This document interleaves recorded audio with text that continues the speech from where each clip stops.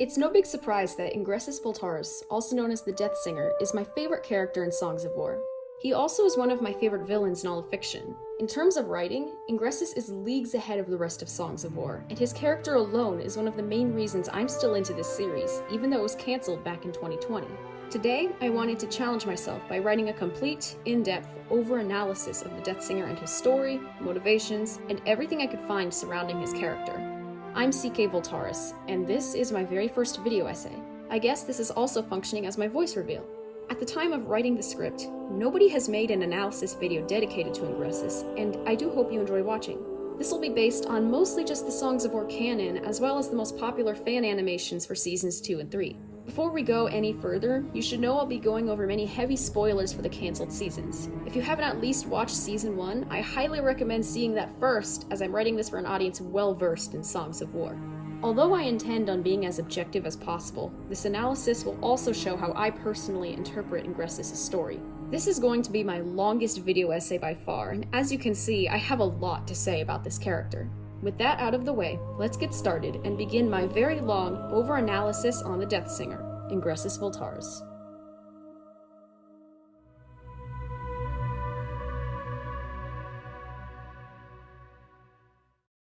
Before we get into the entire story of Ingressus, I'd like to go over the basis of his personality and motivations.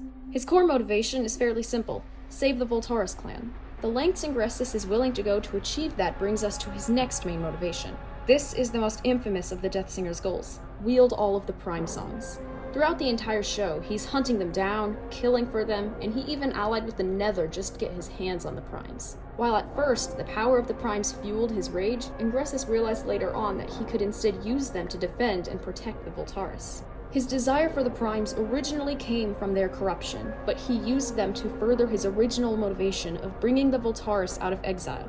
Ingressus' personality is a little more complicated than his goals. His worldview comes from his experiences as a young Voltaris, growing up in exile in the Barrier Mountains. Ingressus sees champions as monsters, but learns to understand the other Ardoni clans during his stay in Nestoria. Ingressus thinks like a realist, except when he's blinded by emotions. He's also adaptable and open to learning new things, as seen when he meets Achillean and learns how to fish. Ingressus has a positive view of education and learning, believing that everything can be learned with time and effort. Mestre addresses young Ingressus as an honorable and virtuous Ardoni. Ingressus seems to have a kind-hearted and respectful nature, especially towards Mestre. Another aspect of his character is his focus on the past. Ingressus is extremely past-oriented, and his mistakes and regrets influenced every decision he made while free of the Prime's control. Ingressus' motivation is driven by the unjust massacres and hardships his people went through, and all of his plans circle back to the suffering of the Voltaris. Ingressus constantly receives reminders of his own past and the history of his clan, whether it be through periodic intense flashbacks or through the staff Voltar. While Ingressus tries to build a better future for his clan, his ideas of the future are vague, and he heavily relies on the past to justify his claims. Ingressus focuses on history rather than trying to create a more realistic vision of how to restore his clan in present circumstances. Ingressus also appears to be more introverted, yet he's very assertive. He knows how to talk in proper settings, and often uses his public speaking skills to sway, intimidate, and manipulate other characters. He also acts vindictive and sarcastic towards some of his enemies and untrustworthy allies. Ingressus' talent with public speaking also translates into his more personal conversations, such as when he talks to Sen. The only time he loses his speaking prowess is when recounting painful emotions in Season 3. Ingressus seems like he doesn't quite know how to deal with them. Ingressus is a strategist and a planner, but his judgment can get very clouded, especially concerning the Prime songs and choice of allies. Ingressus takes pride in his role as the Voltaris master, and Voltar is his most prized possession. He also loves his father's flaming broadsword and enjoys fighting. He's also extremely good at it. The Deathsinger is the strongest character in Songs of War canon, other than Champion Thales, but this isn't his video, we're not talking about him. Ingressus figures out how to wield the Prime songs, and on top of that, he's the greatest swordsman in Ardonia, making him the single most dangerous fighter. During the First and Second Great Wars, Deathsinger's personality is dependent on the Prime songs. Ingressus is dead set on achieving his goals and will stop at nothing to reclaim what he believes is his. The Deathsinger's attitude as a villain is somewhat unique. He's not materialistic like Alistair, he's not bloodthirsty like Tigran, and he's not hungry for power in the same sense that Pythus is. His noble goal was subverted by the allure of the primes, and Ingressus justifies his horrible deeds by telling himself it was necessary, they deserved it, or it was for my clan. Near the end of Deathsinger's life, that may have been true, but his first massacres and all the people he killed unnecessarily in the Great War do not reflect that ideology. The Deathsinger's nature is somewhat paradoxical as a result of the primes. While Ingressus Voltaris is a thoughtful, virtuous, and strong Ardoni, the Deathsinger is corrupted, resentful, and deceptive. From the very first time I watched Songs of War, I knew something was off about the way his story unfolded in the prologue. I thought it was weird how the Deathsinger was a yellow Ardoni, and the only important Ardoni also happened to be yellow. Turns out, my suspicion was correct, and there was way more to the Deathsinger's story than what the prologue told us. Most villains aren't born evil, and that could not be truer when it comes to the Deathsinger.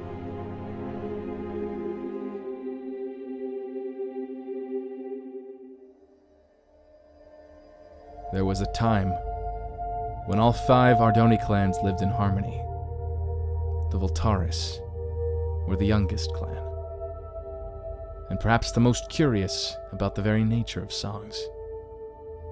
To fully understand Ingressus' character, we have to travel back to the beginning, when the Voltaris were first banished. They were exiled because of their experimentation with songs, and for discovering the prime songs. The creators of Songs of War left out the details on how the Voltaris found the primes, so the story is purposefully left vague. In their exile, the Voltaris took refuge in the Barrier Mountains, and were hunted down by seasonal champions who used the primes against the very people who found them. Ingressus grew up in these mountains, presumably centuries after the Voltaris were exiled. The Voltaris were growing weaker, and they were mercilessly slaughtered by champions such as Thalius. With Ingressus being raised in a camp in the middle of a harsh, freezing cold mountain range, it had to have an awful effect on him and all the Voltaris. The rough conditions Ingressus withstood as a child would have negative psychological elements that affect his character early on. Children growing up in similar circumstances are forced to grow up much faster than normal, and I imagine it's similar for young Voltaris. One day, Ingressus' camp was raided, just like all the others. His father, Dominus, handed leadership of the clan to Ingressus in the physical form of Voltar. An aspect of being initiated as an Ardoni master that's often overlooked is the ability to share the memories of previous masters. The Songs of War writers said master staves are able to hold the memories of all the late masters of their respective clans. Ingressus received Dominus' memories as a young child. We don't know for certain what Dominus experienced, but I can only imagine the memories Ingressus was exposed to at that age was horrifying. On top of that, Ingressus just watched as his clanmates were killed right in front of him, and who knows to what extent Dominus' memories also affected his mind. Once Dominus gives Ingressus the staff, he tells him to run. Dominus is killed by champion Thalius, and Ingressus watches it happen before his eyes. As a young child who just saw his father die, we can infer that Ingressus was not in the right place mentally. He's experiencing a great amount of grief, but tries his best to keep his composure, even as a young kid. Immediately after Thalius turns away, Ingressus runs over to his father's body. We as the audience know this wasn't the smartest move, but I can't blame Ingressus for this. He's still a child who just watched his dad die. Of course he's going to abandon logic and act on his emotions instead. When Ingressus turns around, he sees Thalius activating the Ingressian Prime and shoots him backwards off a cliff, plunging Ingressus into the frigid waters below. It's nothing short of a miracle that Ingressus survived, and not only because of the low temperatures of the water. In Zhong Menlong's video, sorry there's a high chance I completely mispronounced that, I estimated the drop to be about 27 blocks. In Ardonia, we know that a 25-meter drop is deadly, but not in water, similarly to Minecraft's logic. In Season 1, Episode 7, Grim jumped down 36 blocks into water and survived. The part that makes Ingressus' survival more of a miracle is the fact that he had 2 heavy weapons attached to him, and managed to float on his back while being unconscious all the way to the shores of Nestoria. With all of these factors combined, Ingressus' chances of survival were extremely low. Thalius most likely knew this, as he decided to turn around and leave Ingressus without actually finishing him off. Thalius was in the right for believing that this random Voltaris was as good as dead. But, as fate would have it, Ingressus didn't die. He was the only Voltaris from his whole camp who survived. The physical toll the ordeal must have taken on a young Ingressus is bad enough, but the psychological effects of seeing everyone he'd ever known be slaughtered is far greater. To be clear, these are all my personal speculations about the psychological side of Ingressus' experience. Watching all of his loved ones die may have given Ingressus a severe amount of trauma that he'd never felt before, and he may have also developed PTSD from witnessing this as a child. Later on, in seasons 2 and 3, we see Ingressus suffering possible symptoms of PTSD, including intense flashbacks and distressing memories, a distorted sense of self, avoiding talking about that day, detachment, and more. Another symptom that did affect him is insomnia. After this event, he most likely also developed a great hatred for the Primes, if he didn't already hate them. What Ingressus experienced that day as a young child would shape his motivations, nature, and actions from that point forward. He witnessed firsthand the horrors that all Voltaris had to endure, and he was the only one who lived to tell the tale. Ingressus was stranded alone in the ocean, yet he ended up in the one place where he would be spared.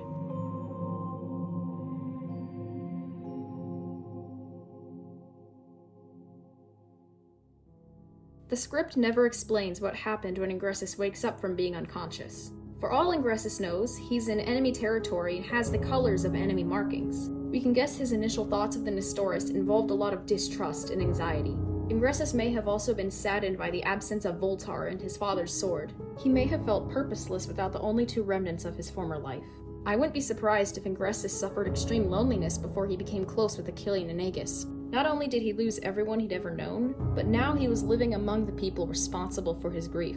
When Dominus died, Ingressus was left without father, and he most likely felt like there was nobody to guide him. When Ingressus walks up to Achillean for the first time, both of them appeared nervous around each other. Even though Achillean and Agis are part of the clans who attacked his people, Ingressus displays thankfulness and seems glad to be alive. In the script and Zungminlung's animation, Achillean reaches for a fishing knife. It's never acknowledged whether or not Ingressus noticed him doing that. Even after everything he went through, Ingressus seems hopeful enough and is willing to make friends with the Nestoris. This alone speaks volumes about Ingressus' character as a young child. He's seen so many horrifying things at a young age, but he also acts innocent in certain ways. As Ingressus learned to accept his life in Nestoria, he probably started to feel less alone thanks to Achillean and Master Agis. Achillean was always a kind person, and he's the one Ingressus was able to talk to about his Voltaris lineage without having to lie. Achillean taught Ingressus how to fish, even though at first he failed miserably. Ingressus appears happy with his new life, and it probably had a positive effect on his mental health. He was no longer in imminent danger, and though he'd suffered great loss, we can only assume that both Achillean and Agis helped Ingressus heal, at least a little. Master Agis took the role of Ingressus' father figure, although the Songs of War canon never reveals many details about their relationship. Ingressus respects Agis and looks up to him, which is made clear when Agis gifted Ingressus' weapons back to him. This may have given Ingressus a ray of hope. Ingressus hasn't seen Voltar or his sword for years, and he's reminded that he's still the Voltaris master despite having golden markings. He was overwhelmingly happy to see the symbol of his clan wasn't lost, and bows to Agis, a sign of respect within the Ardoni culture. In the scene right after, he goes to Achillean to teach him how to fight. Ingressus and Achillean trained together for many years, growing closer together and becoming better fighters. There has been some fan speculation about how exactly Ingressus and Achillean got so good at fighting, and a possible reason to explain this is through Voltar. Dominus was a warrior, and he was able to stand up to Thalius in his prime, even if he didn't last too long. Ingressus could have used Dominus's memories to learn how to become a greater fighter himself. Another fan theory states that Ingressus and Achillean eventually started training each other. Now they're young adults. They've basically grown up together and call each other brothers. In Ardoni clans, it's common to refer to clanmates as your brother or sister, but the bond between Ingressus and Achillean seems unbreakable. For now. Unfortunately for the two of them, history wouldn't go their way. When Ingressus heard about another tournament, he angrily declared his hatred for the champions. This outburst shows how he still has some buried, alarming emotions that could be taken advantage of. When Ingressus does go on this rant, the lighting shifts from light to dark, and Ingressus is covered by shadows. Do I even need to explain the symbolism here? Achillean then suggests for Ingressus to join the tournament. Ingressus was hesitant to accept Achillean's idea, wondering what the purpose was of becoming the one thing he despised most, a champion. Something that the younger, pre-Deathsinger Ingressus was not is vengeful. He had emotional weaknesses and a lot of baggage, but he didn't want to bring more violence to any of the clans. Ingressus joined the tournament with only one goal in mind, to protect his clan. He didn't join to become a monster. He wanted to prove the Voltaris were no longer evil. The other clans projected their hatred onto the Voltaris without a good reason to do so. Despite Ingressus having every reason to hate the clans in return, we can tell at this point in his life that he doesn't want to continue this cycle of violence. Rather, he intends on ending it. After all the champions and other masters had done to the Voltaris, Ingressus was the one ready to take accountability and apologize to them for something he wasn't even responsible for. The two brothers bow afterwards, and that's the last we see of their true friendship. We all know how the tournament itself went. Ingressus won and made the mistake of revealing himself as Voltaris before receiving the primes. The Season 3 commentary expanded on Ingressus' reasoning for revealing himself beforehand and not after. He didn't want to make the clans listen out of fear. He wanted to show his trustworthiness by giving them a choice, so they wouldn't have felt deceived. The one thing he wasn't prepared for was their response to this. Ingressus bowed to the masters and smiled at them, still with good intentions. He was surrounded by guards and looked confused, not hostile. Upon seeing this, the other masters all turned away immediately, and Aegis reluctantly followed them. Aegis' choice hurt Ingressus. We can see his look of shock and anguish, and Aegis himself looks ashamed at what he'd done. Once Ingressus was turned down, he initially shows a look of grief, but his sorrows quickly turn to anger as his expression changes. I believe this is the moment when the Prime songs are beginning to affect Ingressus in the worst way possible. The Primes took advantage of Ingressus' emotional weaknesses, and he just snapped. After all the prejudice he and his clan faced, he was done. The Primes only made his frustration worse, and their captivating allure and power overtook Ingressus. This is the turning point in his story. Everything about Ingressus' character is affected by the Primes, and results in him doing awful things he would have never done beforehand.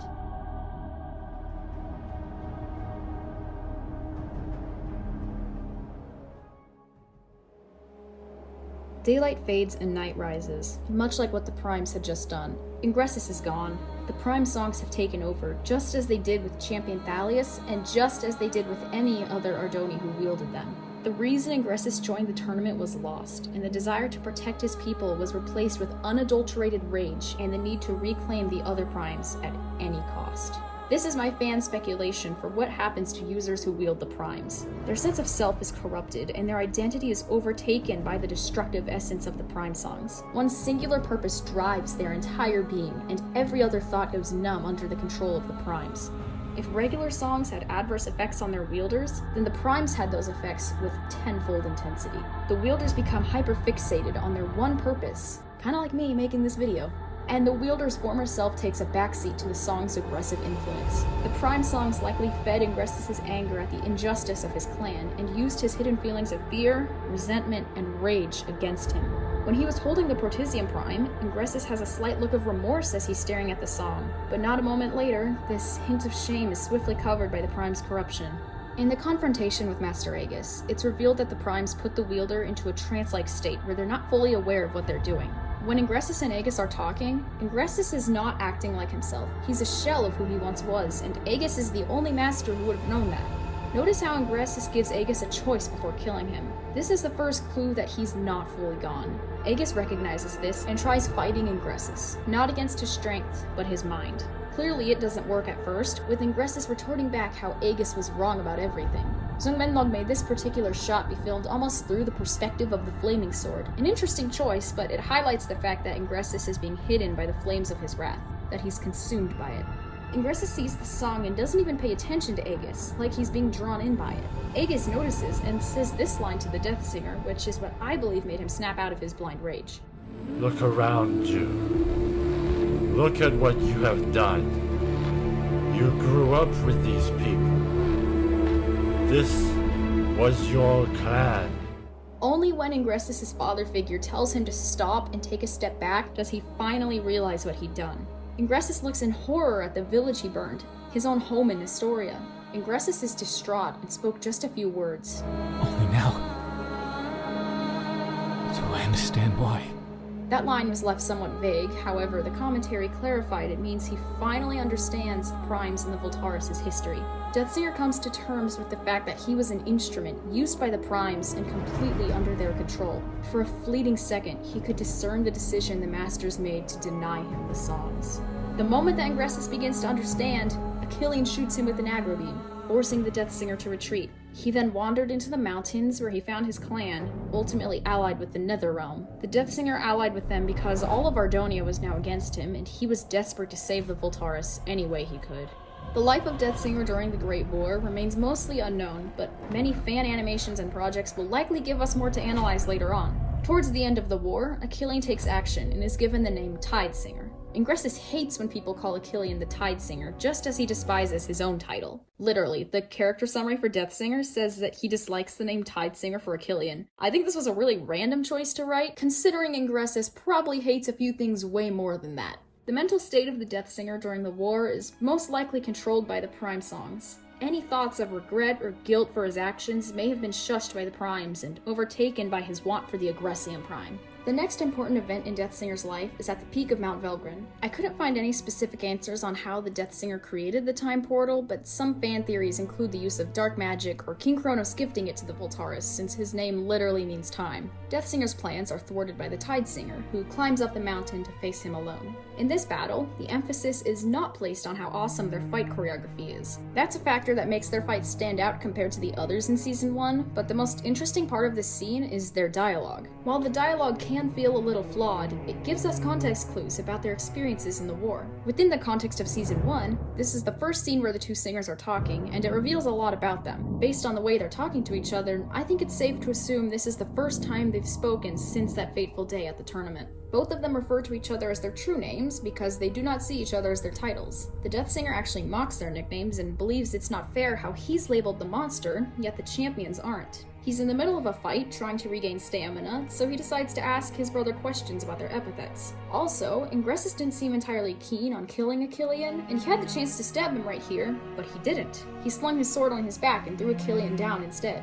Then Deathsinger says his monologue about his master plan to Achillean. Ingressus looks slightly emotional when asking Achillean the rhetorical question about the tournament, but I believe this is mainly for the audience, giving them a chance to see that there's more to Deathsinger than you think. The monologue ends, and the Deathsinger gains the upper hand, knocking Achillean off the cliff.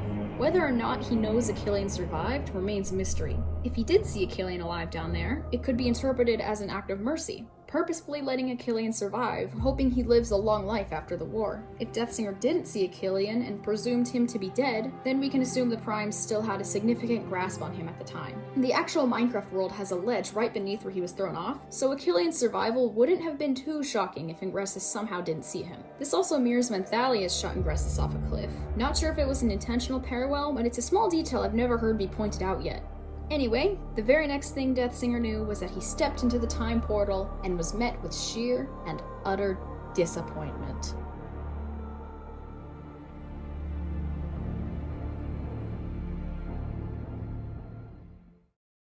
The scene where Ingressus complained to Tigran is hilarious because it was cut. It kinda reminded me of Kylo Ren from the Star Wars sequels.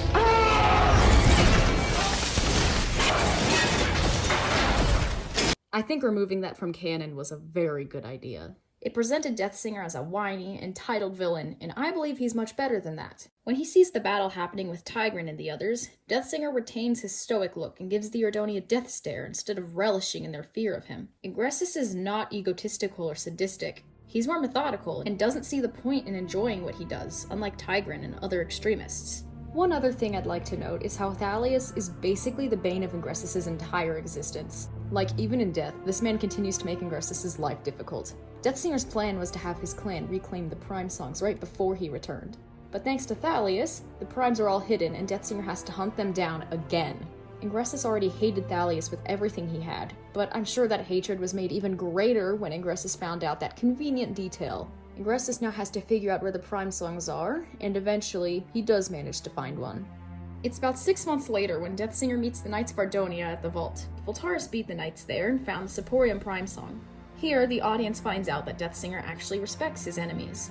After being separated by the Prime songs for over half a year, bits and pieces of his original, non-corrupt personality are seeping through. Signs of this include him not killing without reason, telling Rhea to step aside instead of straight up murdering her first, and other similar acts. Most of these are not incredibly commendable, but they're a step up from the way Deathsinger handled murder in the First Great War.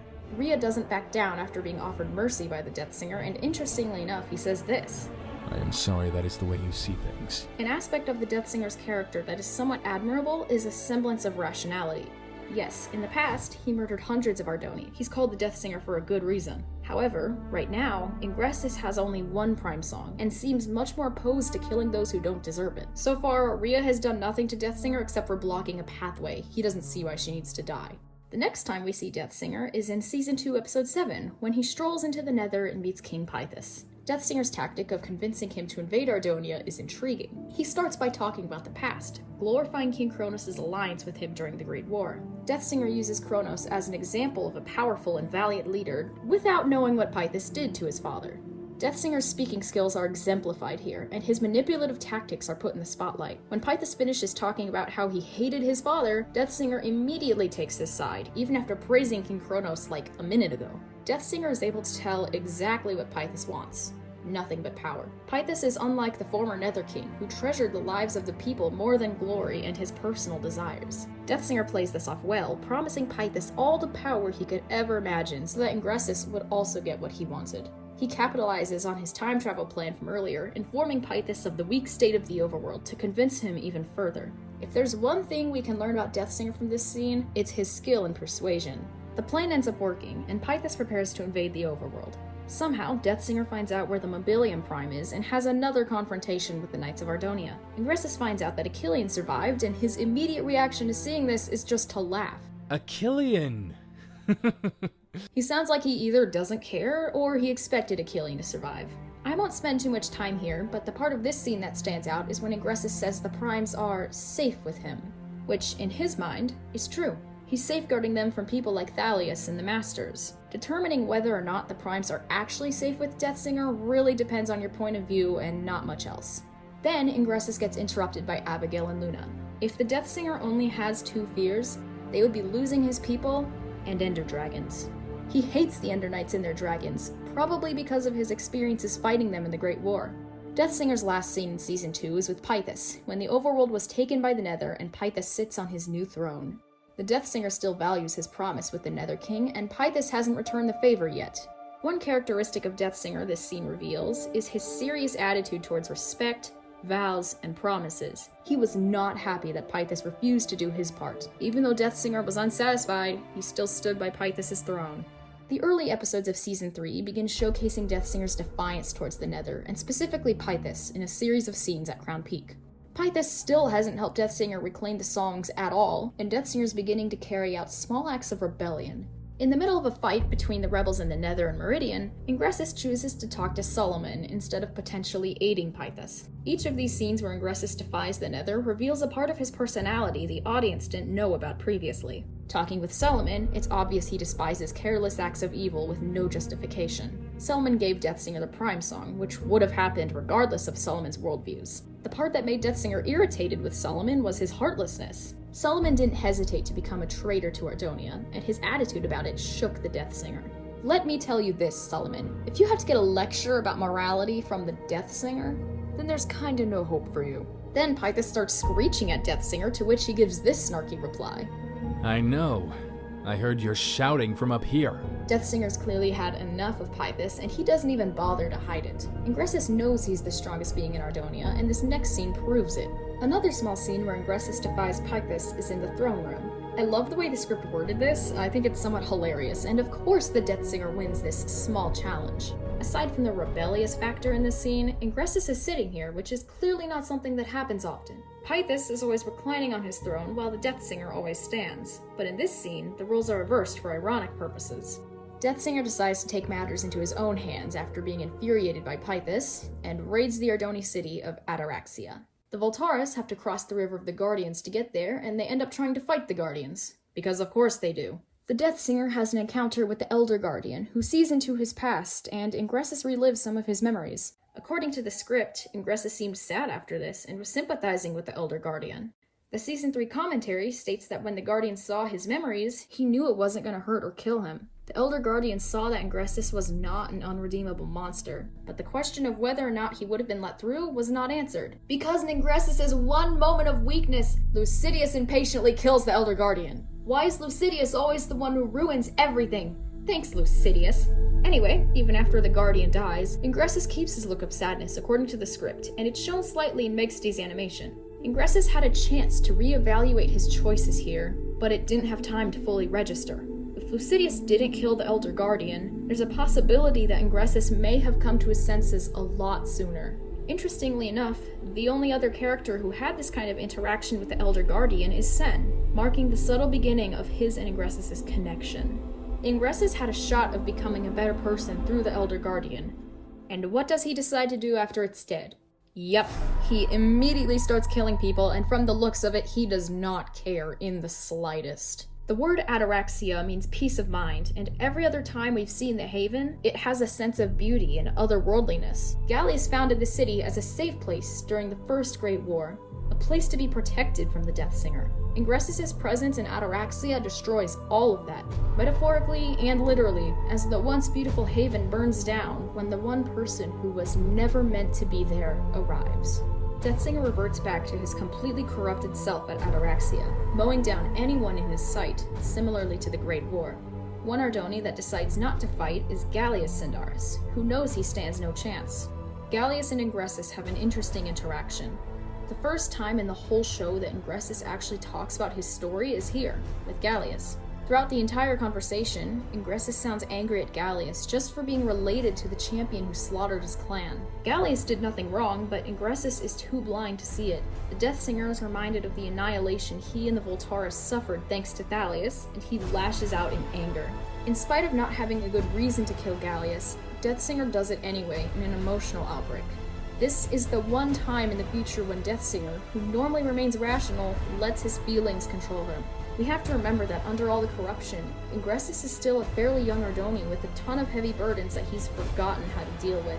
If he was able to heal during his time in Nestoria, it's all been undone as a result of the Primes, and Gallius' death is an extreme example of this.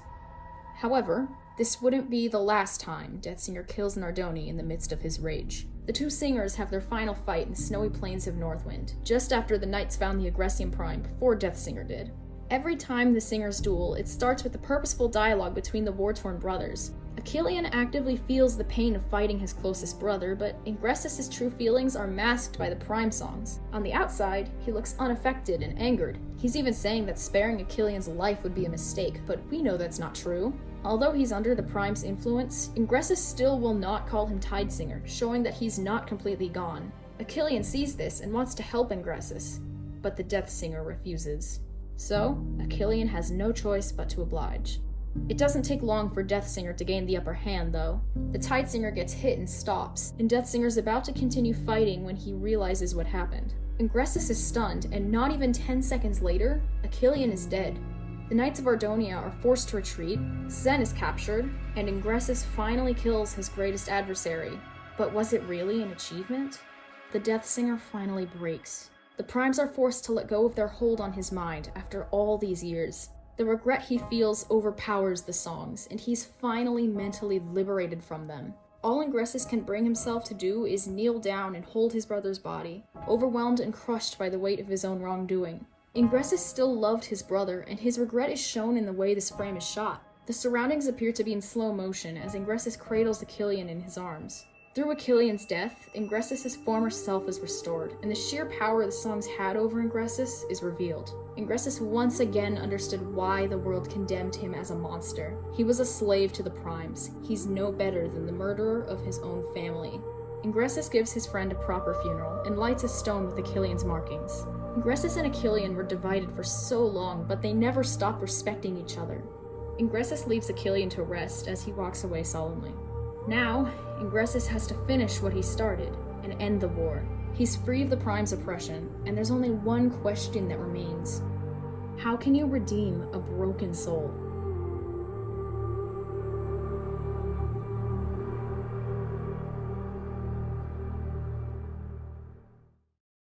Ingressus is no fool. He knows he can never atone for the sins he committed during the wars.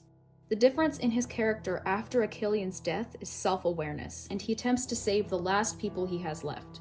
His clan, the Voltaris. Someone who just so happens to be Voltaris by blood is the clanless child, Sen, whom was recently captured. Ingressus takes the time to talk with Sen in his tower and welcomes Sen into his quarters. And although Sen is on the opposing side, Ingressus treats him as a Voltaris, other than the whole prison cell thing. Sen is still a little cautious around the Deathsinger, and Ingressus knows exactly why. He's not an idiot. Ingressus' personality is growing more complicated as time goes on. As the Deathsinger, he was vindictive, stubborn, and composed on the outside but was an internal mess. Now, traits from his old self are beginning to blend with his Prime song-driven personality to form a more complex version of himself that acknowledges his sins, but his stoicism remains intact as well.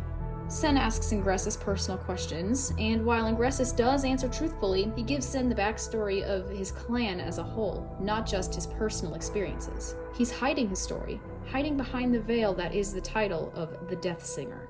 However, Ingressus does admit that he's remorseful of letting the songs destroy him, and ashamed just for being Voltaris. Ingressus views being Voltaris as a misfortune, and he was glad that his colors were hidden not just for his safety, but because he felt less of an outcast. Ingressus continues to hide bits and pieces of his story, but he opens up to Sen more than he has to anyone else still alive. The relationship between Sen and Ingressus is often neglected in the community, but it's nonetheless fascinating. They're fighting against each other in the war, but now they're both alienated from their own sides. Deathsinger doesn't trust the Nether, and he's preparing to betray Pythis. Ingressus loves his people, but his clan hardly knows anything about him prior to the wars. Meanwhile, Sen is related to the enemy. He used his song against Rhea to see his Voltaris brother. The knights know he's Voltaris, and Sen basically surrendered himself to them. Ingressus and Sen are both in a weird position, and Ingressus even suggests Sen joining him. Sen wouldn't let that happen, but Ingressus still offered him a deal that could have helped them both in the long run. The only part of his compromise that didn't seem legit was the last portion about living in peace. I'm not sure how much the other clans would have liked the Deathsinger casually living in the province next door with all 4 primes ready to be used whenever he wants. Who knows how it would have gone if Sen accepted the offer, but he didn't. Maybe that'll be a what if episode in the future. Back to canon, a good amount of this conversation is just info dumping about the Voltaris history, which we've already gone over. The only difference is Ingressus tells Sen his own beliefs about the situation. Ingressus believes the Voltaris were completely innocent and undeserving of their fate, which to a great extent is true. When talking about his own camp, Ingressus' voice turns from angry to melancholic, recalling his own painful memories while trying to inform Sen the truth about the clan. Ingressus then moves on to briefly educate Sen about the primes. They have an irresistible allure, one that corrupts your very nature. This is why the other clan masters stole them from us in the first place. And I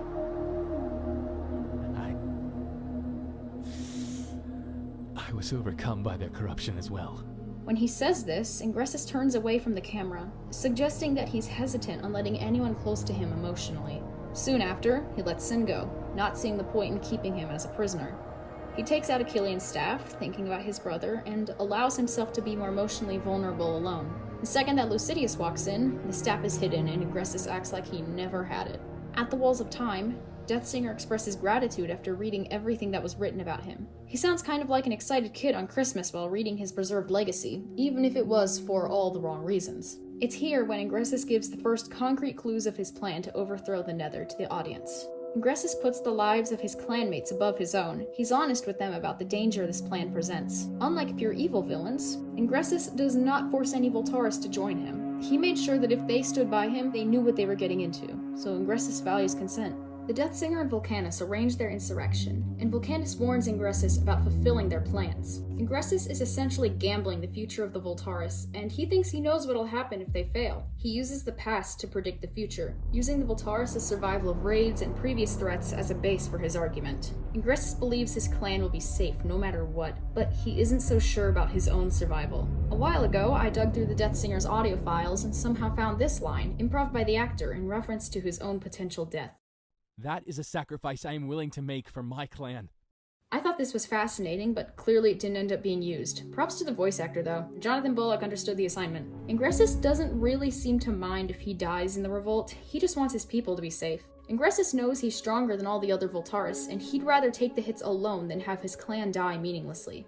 And so, they take their plan into action, and face off King Pythis in the Nether. In this incredibly tense situation, Deathsinger remains stoic while Pythis goes on his extremely long rant. His rant is really tiring. Like, we get it. You love power. Just go. You're so annoying. Ingressus didn't overthrow Pythis in order to kill him. He just wanted Pythis and his incompetence removed from the equation. Pythis did not respect Ingressus much at all. He never delivered on his promises, acted sadistic and selfishly, and was not worthy of his role as the Nether King. All of these set off red flags in Ingressus' head, and Pythis monologues about power and the Voltaris, and even mocks Ingressus multiple times. Pythis rants about how the Voltaris are weak, and Ingressus starts realizing what's going on.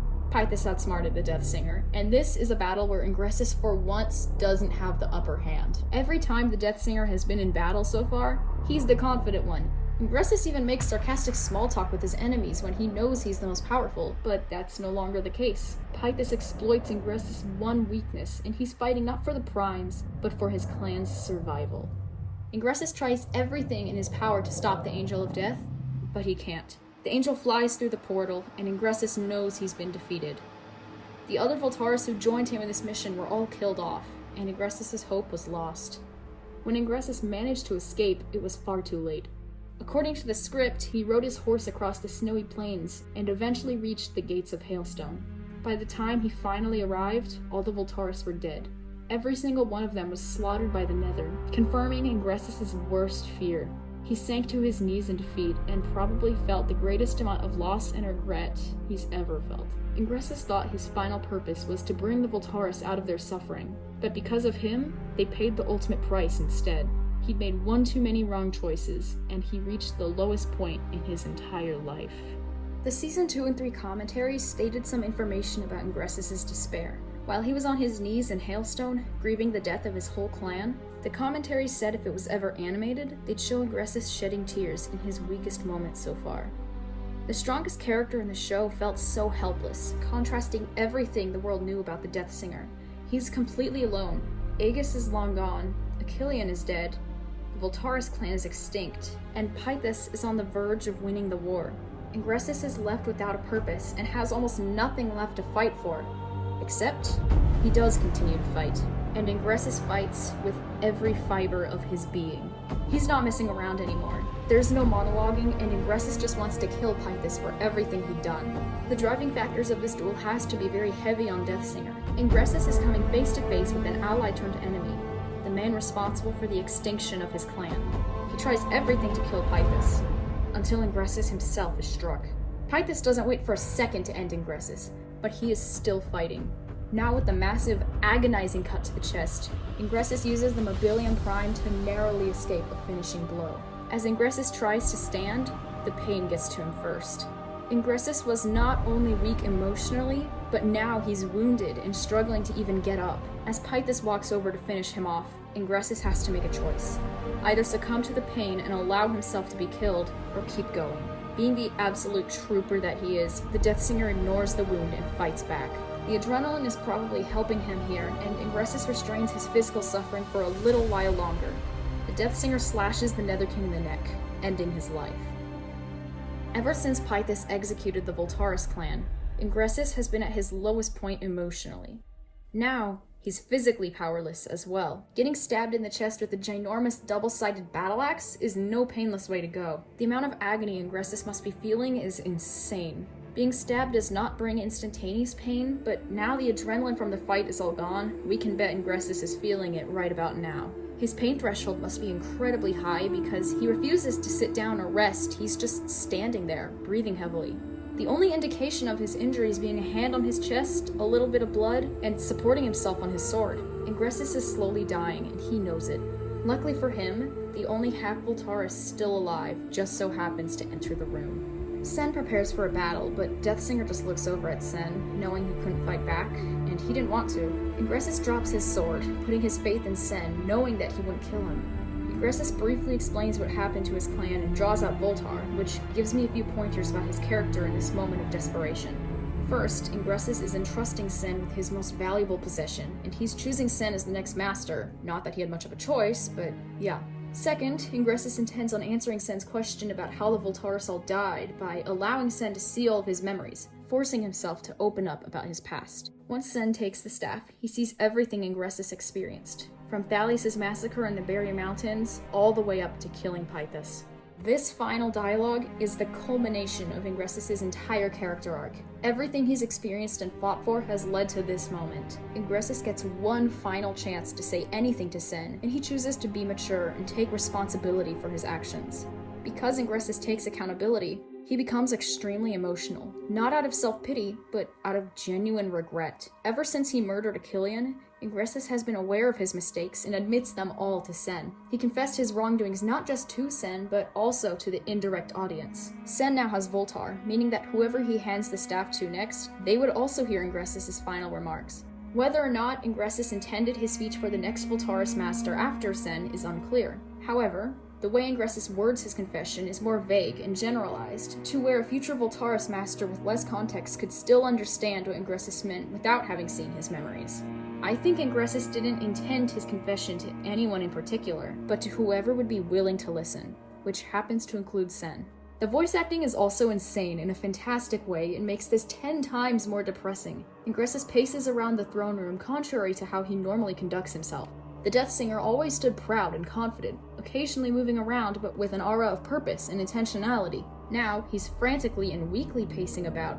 The contents of Ingressus' final scene are very saddening, and he talks about things he went through that the audience had no idea about previously, specifically when he says he forgot his own name at times. Ingressus sort of spirals down into this emotionally unstable place of mind where he's finally able to reveal his feelings in complete vulnerability with Sen, whom he has literally nothing to hide. The Deathsinger has to stop and pause for a moment to regain his composure. Though he's finally in a better place of mind, Ingressus still recognizes the fact that no one in Ardonia is going to forgive him. Killing Pythus does not erase all the murders he committed and the 2 wars he started, and Ingressus is well aware of this. He regrets waiting so long to at least try to heal the wounds he's caused. Now, the axe wound takes a toll on him, and Sen doesn't hesitate to run towards Ingressus and aid him after falling. Throughout his monologue, it's made clear Ingressus understood that he was the villain. It was likely that if he survived, the Masters wouldn't have allowed him to restore his clan. If Ingressus lived, what would have happened? Would he get the happy ending that Voltaris sympathizers think he deserves? Or would he be severely punished for his wrongdoings? To me, it always seemed like Ingressus was meant to die here. There really was no future for the Deathsinger, even if he had lived. Everyone he'd ever known besides Sen is dead, and he doesn't try to stop his death either. Instead of laying down and having Sen put pressure on the wound, he accepts his fate and does nothing to delay it. It's after Ingressus falls when Sen, being the angel that he is, decides to help him and restore the Voltaris. Ingressus looks over, nearly cries, and can only say a few words to him. Thank you. Thank you, Sen. By promising to restore the clan, Sen fulfills Ingressus' final purpose, and Ingressus is no longer in an emotionally unstable headspace. He loses his irrationality and insecurity when Sen gives him the greatest kind of comfort he could have possibly asked for. Once Ingressus thanks Sen, he turns away and finally allows himself to fall down and sits on his knees, believing his work is done and he no longer needs to fight. Ingressus doesn't have much time left, so he lets himself rest and gazes out at the amazingly rendered sunset sky. With everything else finally said and done, we reach the very last line Ingressus says, and it is gut-wrenchingly beautiful. What is there to say that hasn't been said already? Ingressus' words about the sunset are iconic, and rightfully so. There are so many layers to this one line, it really is the epitome of the character of Ingressus. Not the Deathsinger, but Ingressus Voltaris. The voice actor also nailed this line, and once again, Jonathan Bullock understood the assignment. He actually improv'd Ingressus' very final words. The script says, "I'm glad to see the sunset once more," but in the last take, the actor switched it to "one more time." Either way, Ingressus delivered his last words with a sense of intentionality and symbolism. In the wise words of Mufasa, "A king's time as ruler rises and falls like the sun.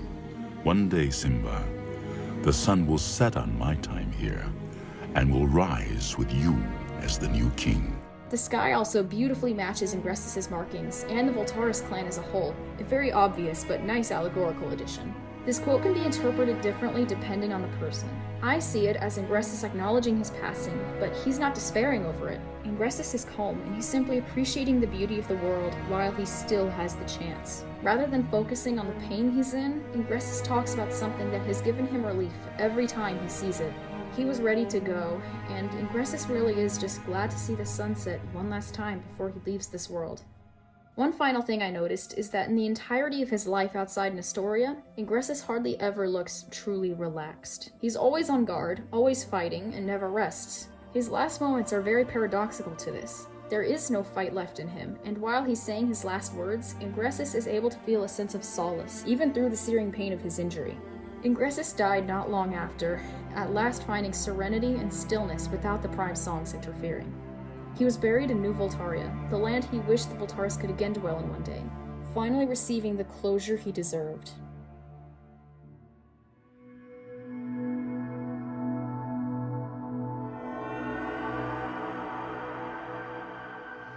And finally, after 5 long sections, we've gone through Ingressus' whole life, from beginning to end.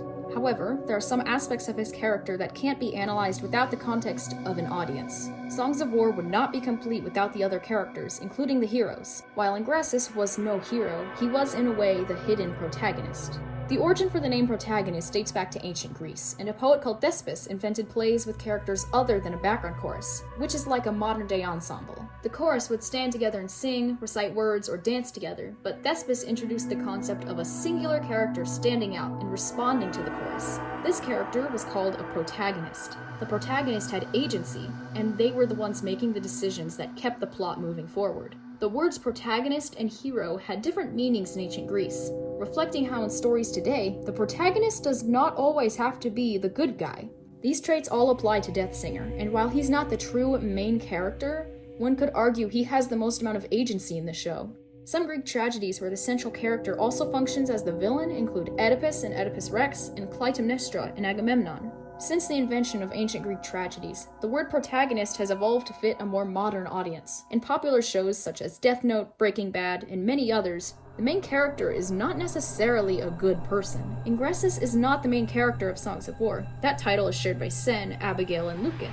However, Ingressus' story is the indirect primary focus of Songs of War, and the whole plot is about how his actions affect all of Ardonia. This is shown on a large scale, how Deathsinger's legacy affected faraway kingdoms, those he directly fought against, and those who knew him on a personal level.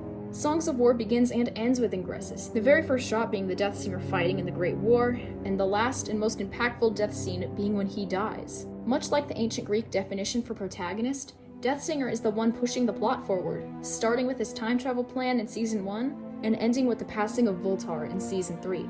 Arguments for Ingressus' status as either a protagonist or antagonist could be made on both sides. While Deathsinger functions as an antagonist to the heroes, he is the secret protagonist to the overall story, if that makes sense.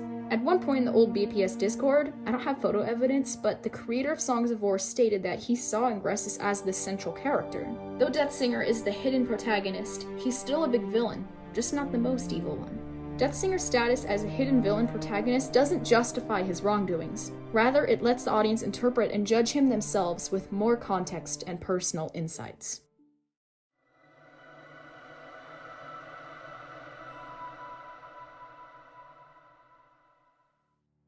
As the title implies, any other thoughts I had that didn't fit anywhere else are going here. This section will just be a short compilation of random, disconnected thoughts I had.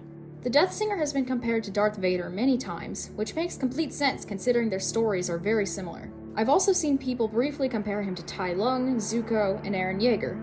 However, another story that I thought mirrored Ingressus' in a way was the biblical story of Moses as told in the Prince of Egypt movie. I know, it seems very random at first, but I promise you there's a reason. Their stories share quite a few parallels, but also some major contrasting differences. They were both born into either exile or slavery and escaped through dangerous waters. They were both brought to the rulers of the people responsible for their sorrows, and grew up in much better circumstances with a newfound brother. Moses and Ingressus wanted to free their people, but didn't speak up about the injustice until they were older. The greatest difference in their stories is how they deal with rejection and fear from wanting to save their people. Moses ran away first, sure, but he was guided by a perfect God, while Ingressus was tempted by the songs, and went down a much darker path.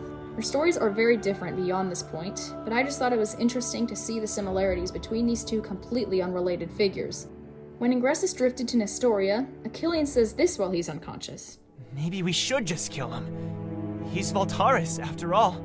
If Ingressus was unconscious, how did this scene end up in the Voltar flashback? And if he remembers that happening, how did he react when Achillean said that about him? And that was most likely just there for the audience, but yeah, how did that end up in Voltar? Somebody explain this to me. Yeah, I have no idea, so I'm just gonna leave this unanswered for now. Back in one of my shorts, I listed some of my hot takes with zero evidence for them being true. The major one that I did end up finding evidence for was the last one, stating that Deathsinger didn't want to survive after he fought Pythus. Either I found a plot hole or I'm severely overthinking this, which, to be fair, This entire video has just been me overthinking, so I wouldn't be surprised if it was the latter. I'm gonna call this the proto-heal theory, because why not?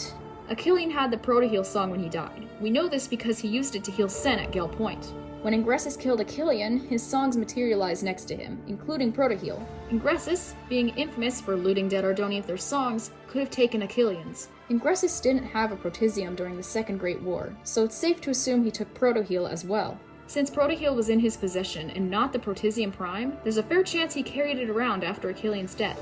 When Deathsinger is talking to Sen as he dies, it's clear he thinks he has zero chance of survival. If Ingressus had proto-heal on him, why didn't he use it? Why didn't he use it if it was potentially sitting in his inventory the whole time? This is a really far-fetched theory, but it still interests me nonetheless.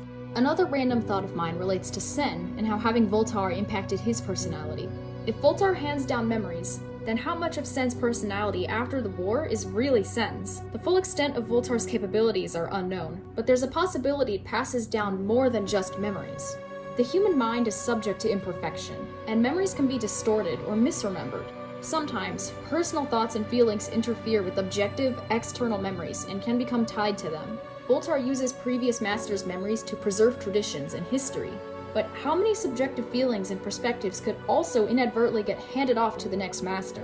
This question is never addressed or answered, but there's a possibility that Ingressus' personality traits, beliefs, or even thoughts could have been given to Sen. Although this subject is never mentioned, it does make me wonder how Sen ends up dealing with Ingressus' memories. Here's another theory related to master stabs. If Aegis' memories were passed down to Aurelius, then he must have known about Aegis and Ingressus. How Ingressus ended up in Nestoria remained a mystery to the public, sure, but Aurelius had to have known. Again, this is another small detail that was completely overlooked and not once mentioned in canon. Did Aurelius never tell anyone out of guilt, or did Aegis make sure Aurelius said nothing about him fathering the Deathsinger? And how did Aurelius react when Sen restored the Voltaris? I have so many questions relating to Aurelius and Sen's lives being affected by the Master Stabs, and having a concrete answer would be amazing.